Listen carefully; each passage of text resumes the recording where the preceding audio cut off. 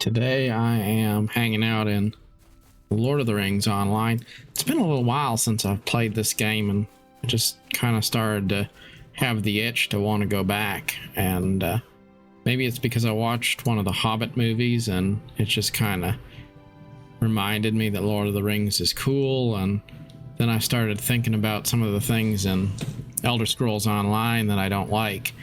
There's a lot I like about that game, but one thing I don't like is the way the combat feels. It's just super floaty and doesn't really feel impactful, and it doesn't feel rewarding. And I think it's interesting how I'm not saying I want the game to be hard, because that's not true. I don't want the game to be hard. I want it to be pretty easy, because I just like to chill out. But I also like it to feel like I understand the numbers behind the combat actions. And in Lord of the Rings Online, it's pretty easy to see how your individual skills are impacting the HP of the enemy you're fighting. And there's no level scaling in the game, so if an enemy is legitimately super powerful, then you're going to feel it. And then as you become more powerful, enemies that once were powerful become much easier, and eventually they stop being enemies at all, and you can just pass them by without having to worry at all about them attacking you. So there's just a certain reward to leveling up in Lord of the Rings Online, which I think Elder Scrolls Online kind of misses. It's just kind of my feeling on it. Another thing that really makes me want to go back to Lord of the Rings Online is just that it has this massive non-instanced open world, and it captures the depth, the topography, the sense of distance as you go out and explore the world. And that's something that most games kind of lack, because there's segregated zones in one way or another. And so there's just that sense that the game isn't as boundless as you would want it to be. But Lotro really just kind of makes it easy to go out and see what the world might hold for you, and there's no loading screens, which is pretty cool. And then of course there's just the IP of Lord of the Rings. And I've thought that as I immerse myself in role-playing games, a big part of the appeal of those game worlds is that concept of your character being on a sort of a spiritual journey of self-discovery. That's kind of what I think the theme of role-playing games tends to be, that you're doing quests, you're challenging yourself, you're working through something, and you're on this journey, not just to go to a physical destination, but to perhaps reveal something in your character or about yourself as you go along. And we would hope that that's how our lives work out in general too, that we're living our lives and we're doing physical tasks every day, grinding our way through life, trying to do our jobs, trying to fulfill our obligations. Every day is basically like a fetch quest, really. But then we hope that somewhere in there's something a little bit more substantive, that we discover something truer and more foundationally important when all is said and done than just, the sum of the tasks we've done. And so Lord of the Rings Online is a cool game just because, being rooted in the Tolkien IP, Lord of the Rings is very much a story that's exciting, it's interesting, but it's also not just about exciting fantasy. It's also about moral questions. It's about philosophy. It's literature first and above all, and then secondly, it's entertainment.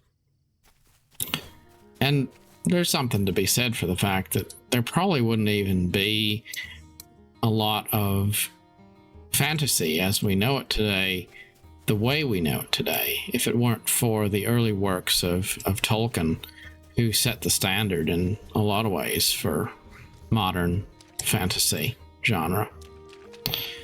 In any case, another thing I thought is kind of interesting is that Tolkien was a Christian, and he wrote The Lord of the Rings intending that it would be perhaps on some level a reflection of spiritual allegory. So the point I'm getting at is Tolkien definitely projected some element of the values of his faith into the story that he wrote. And yet, to say that The Lord of the Rings is a religious story is absolutely incorrect. There's actually no religion in The Lord of the Rings. I mean, maybe there kind of is fantasy religion of sorts, but really there's not any reference to religious themes in the world of Tolkien's Lord of the Rings. It's not a religious story. And I thought that's interesting because there's a lot of people of faith who want to say, well, you can't mix liberal ideas and conservative ones. And I think that's absolutely incorrect. And I think Lord of the Rings proves that. You can have a liberal fantasy that also reflects Judeo-Christian values, and the two of those things could exist side by side. You can have values that are inspired from a source of faith on some level, whatever your faith might be, and you can also be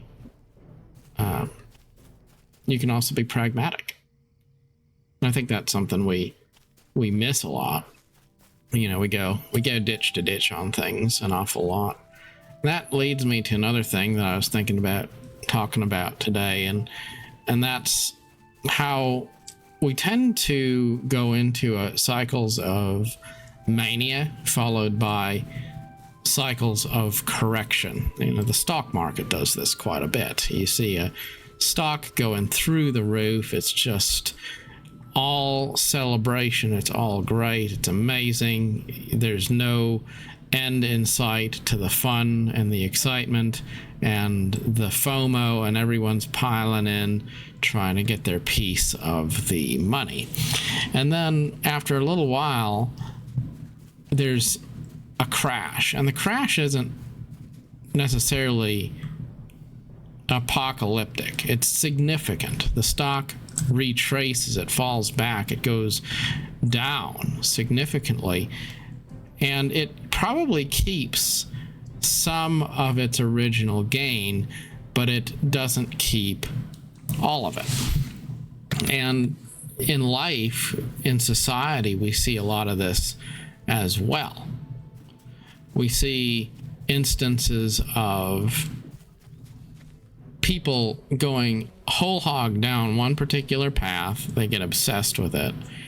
They think that whatever that thing is, it's kind of the end all be all. And then after a certain period of time, they start to retrace their position, and they say, oh, well, I guess maybe I was right to a point, but there's other perspectives worth considering too. And I think that's healthy, but it's also important just to remember on the front side that no matter how much anyone wants to tell you that their perspective is the only one that's valid, no matter how much you want to maybe even tell yourself that there's only one correct position, and you want to pick that one perfect thing and then just make that your main. It's important to realize that even if you find something that's pretty good, it's probably not perfect. You know, I think about cycles that my company has gone through at work. You know, I've seen changes over the years. You know, there's things that happen, and somebody comes along and they say, okay, we're gonna change everything around a bit. And you know, there's a time where the corporate thing was, you're not supposed to use a notepad. Like, don't be caught with a pen and paper, or don't be caught taking notes. Do not do any of that, because that's what apps are for. That's what your phone is for, and so forth and such. Because we're trying to be modern, we're evolving, we're moving into the future. We don't need people taking notes on stuff with a yellow pad. And is there a certain value to that? Sure. It's great to use a note-taking app. I absolutely believe that. But then I look back and I realize that was a phase. And then now it's not like that anymore. They got over it. It stopped being so hip, so cool to try to make a big deal out of it. You know, same thing with digital sales and omni-channel retail and all of that kind of stuff. We talked a lot about how the internet is going to be the future of everything, and you know, brick and mortar retail is going to be a thing of the past. And you know, people are just going to sit in their houses at their computers, and they're going to work from home all the time, and they're going to shop online 100% of the time. No one's going to go anywhere anymore. We're going to just live in this 100% digital world without any kind of need for human direct connection anymore. And that attitude was pretty big, especially during the pandemic.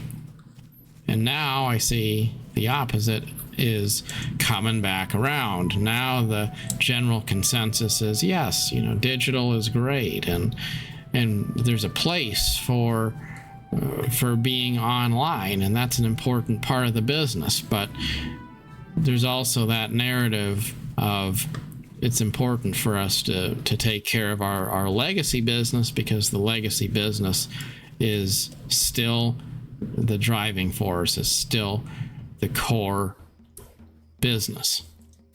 And you know, maybe in other aspects of society we see this kind of thing in play when maybe liberals start to get very interested in pushing a narrative and saying, we're going to be anti-traditional, we're going to be anti-establishment, we're going to throw out all the old ways and do something new. We're going to be a new utopia, a new paradise that's departed entirely from all of the legacy traditions which we think are obsolete. And sure, there's progress to be made, and yet we don't need to tear down all of the old traditional things. We don't have to get rid of everything just because we feel threatened by tradition. Because ultimately there's value in old things. Doesn't mean that we shouldn't be able to move on.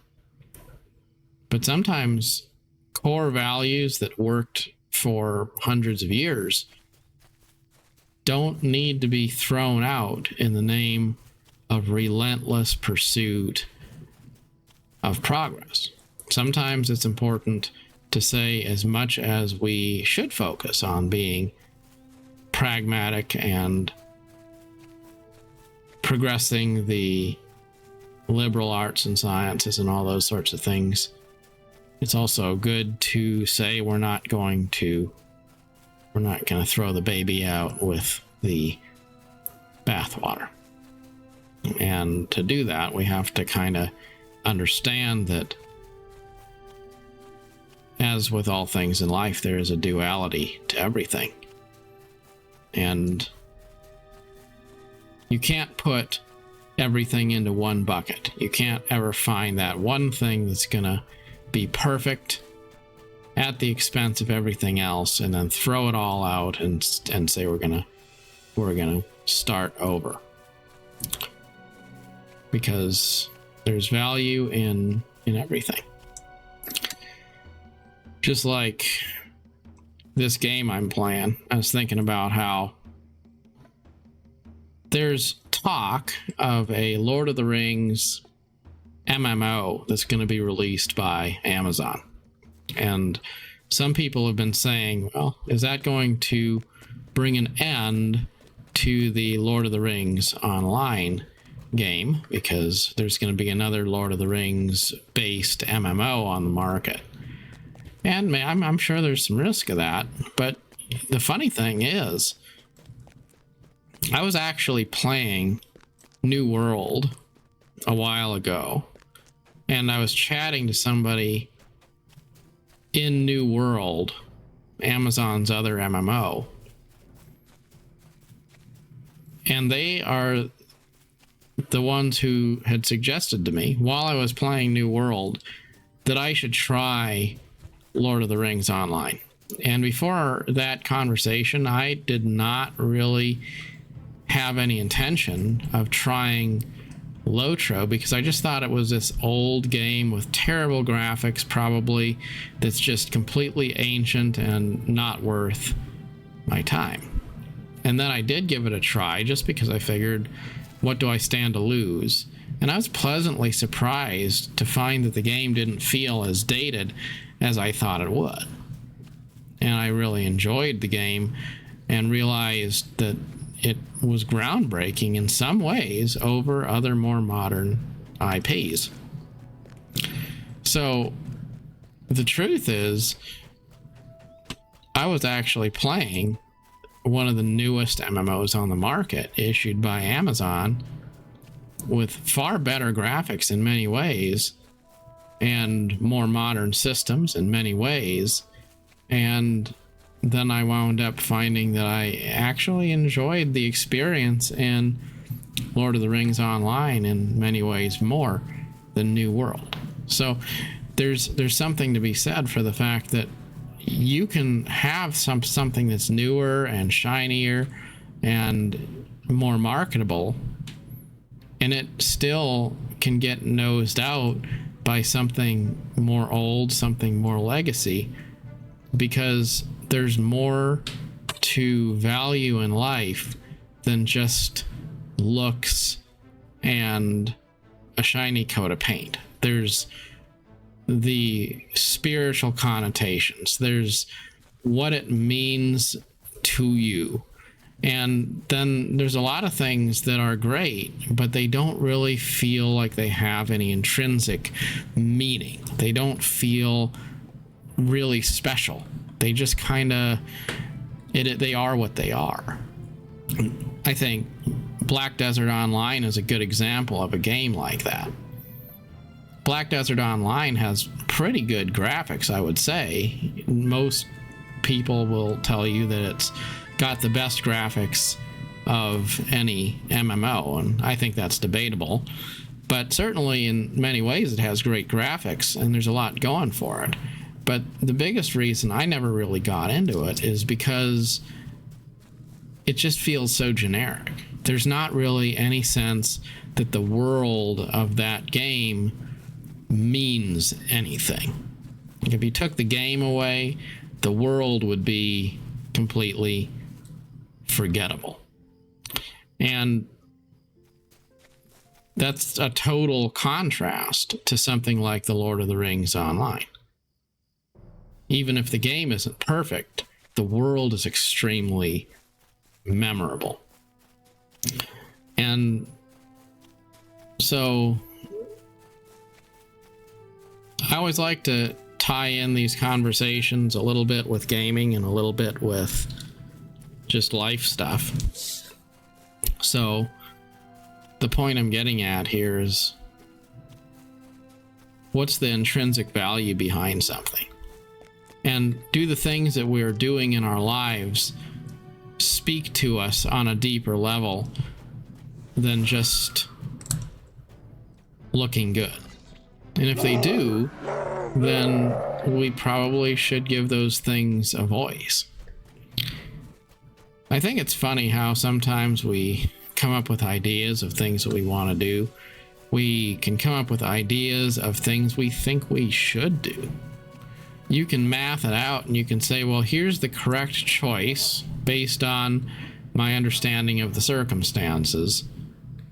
But then when you actually listen to your heart, you kind of start to realize that you don't want to follow your own advice, because what actually bears fruit in your life is something other than maybe what seems on the surface like the most rational choice.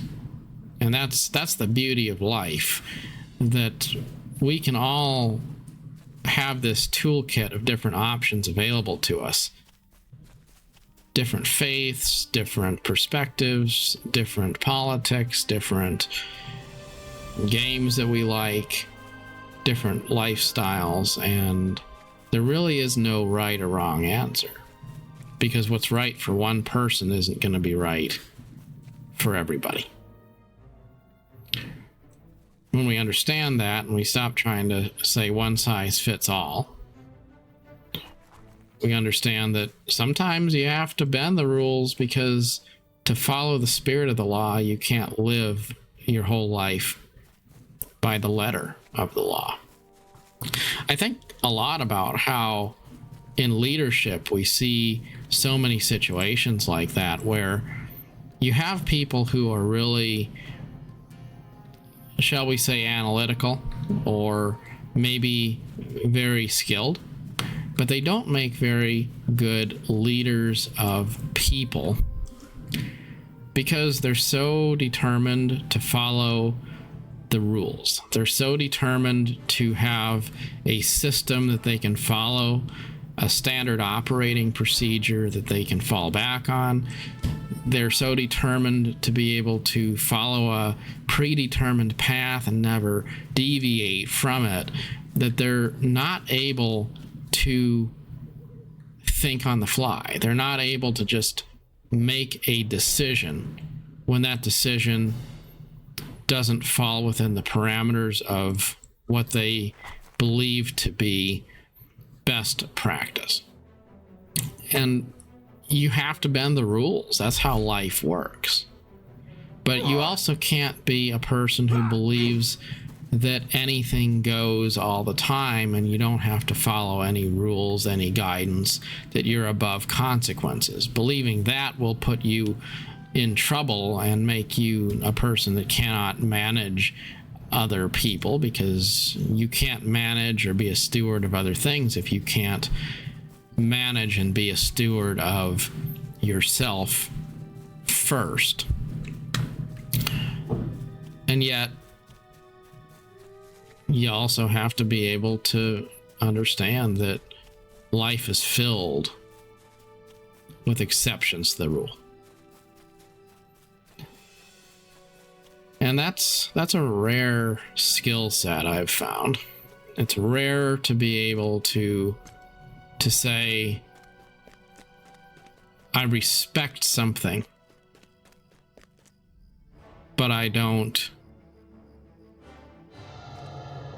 necessarily believe that it's right all the time either. And to be comfortable with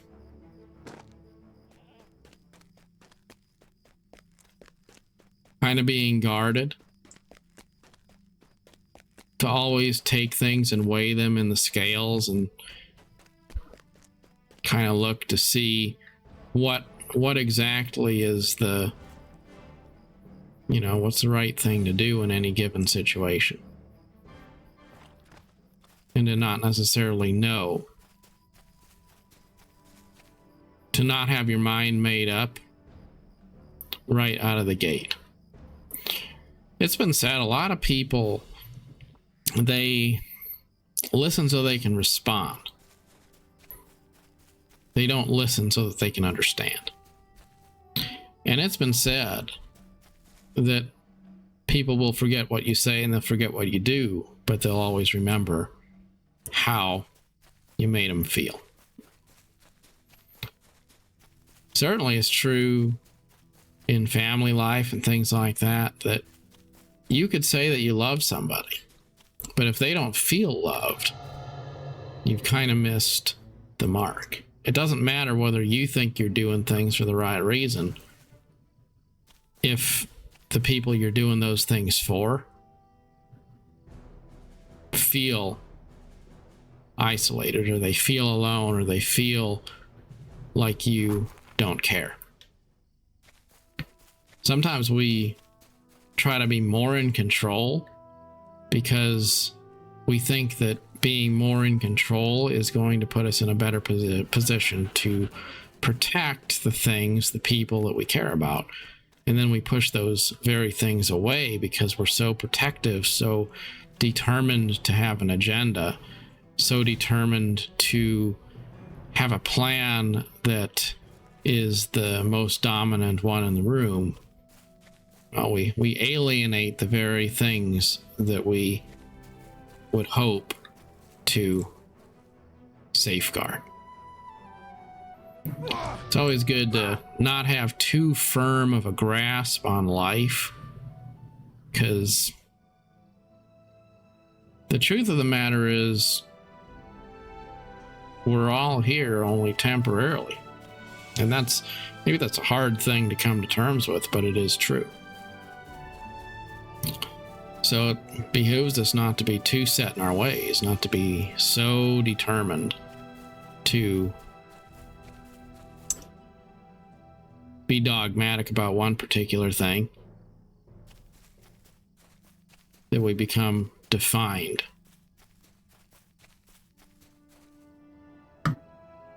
by that only.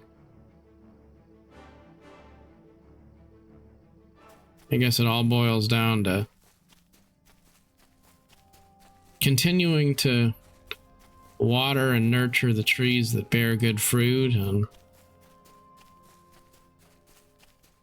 not the ones that don't.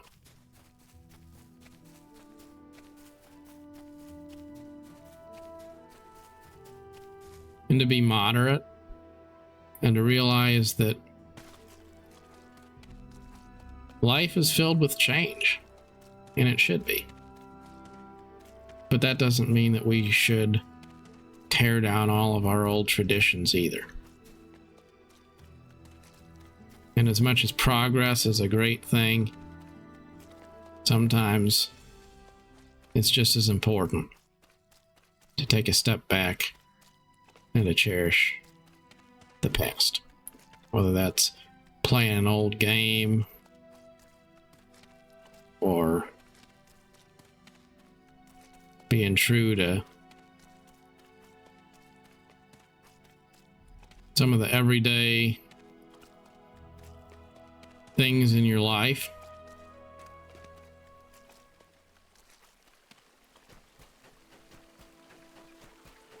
Realizing that you don't have to be always chasing something that you don't have. You can take a step back and enjoy